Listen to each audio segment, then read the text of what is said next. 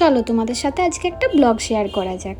আমরা বন্ধুরা মিলে একদিন সবাই একসাথে বেরিয়েছিলাম ঘুরতে।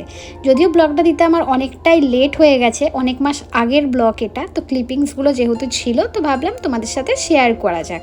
কারণ আমরা বন্ধুরা মিলে থাকলে যে লেভেলের বাওয়াল আর মস্তি হয় এটা তোমাদের সাথে শেয়ার না করে আর থাকতে পারলাম না। তো কথা মতো প্রত্যেককে মিলে আমরা চলে গেছিলাম রয়্যাল গ্যালাক্সিতে।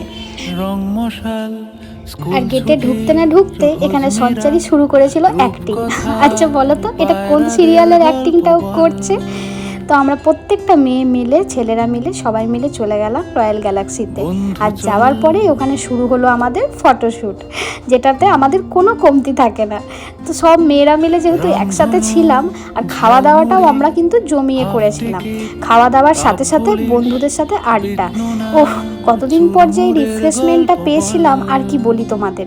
তো এখানে প্রত্যেকে মিলে আমরা গল্প করছি আর এই বাঁদরটাকে দেখে, এই যে দুই বাঁদর বন্ধুত্ব করছিল।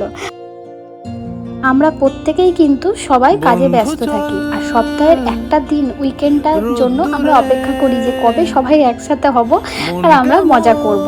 কিন্তু যেহেতু আমাদের সব বন্ধু একসাথে থাকি না, এই সঞ্চারী রাকেশ যারা ব্যাঙ্গালোরে থাকে, তো এই টাইমে কিন্তু ওরাও এসেছিল আর তাই আমাদের বাওয়াল আর মস্তিটা আরও জমে উঠেছিল।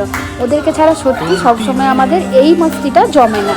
তো দেখতেই পাচ্ছ আমরা কী লেভেলের এখানে নাচ গান করছি, কারণ বহুদিন হয়ে গেছিলো আমরা নাচ গান করিনি। তো সেই দিন ফাটিয়ে আমরা নাচ গান করেছিলাম প্রত্যেকে মিলে। নাচ গান হই হুল্লোড় করতে করতে কখন যে রেস্টুরেন্ট বন্ধ করার সময় হয়ে গেছে আমরা সেটা খেয়ালই করিনি, তাই ওখান থেকে বেরিয়ে আমাদের পার্টি শেষ হয়নি, আমরা দাদু হোটেল যাচ্ছি। Bye bye. আর এই যে সোনালিকা বাদামগুলো তুলে নিয়ে এসেছিল আর জলের বোতলটা, কারণ আমরা টাকা দিয়েছি তাই কোনো কিছুই ও রেস্টুরেন্টে ছেড়ে আসবে না। তারপরেই আবার হই হুল্লোড় করতে করতে সব বন্ধুরা মিলে চলে গেলাম ডিনার করতে দাদুর হোটেল। জানো তো আমরা যখনই যেখানেই যাই না কেন, জানি না কেন হঠাৎ করে আমাদের ডিনারের প্ল্যানটা ঠিক দাদুর হোটেলেই হয়ে যায়। তো সেই কথা মতো এবারেও কিন্তু আমাদের প্ল্যানিংয়ে কোনো চেঞ্জ হয়নি, ঠিক ওখান থেকে বেরিয়ে রাতের বেলা চলে গেলাম পাহাড়ি দাদুর হোটেলে ডিনার করতে।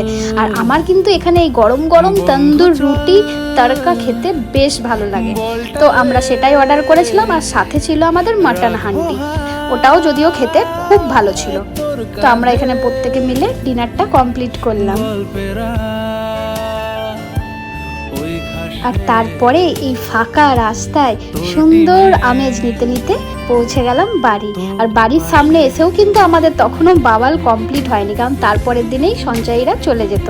তাই সেদিন আমরা অনেক রাত অবধি আড্ডা মেরে আজকের ব্লগটাকে এখানেই শেষ করলাম। দেখা হবে নেক্সট ব্লগে, টাটা।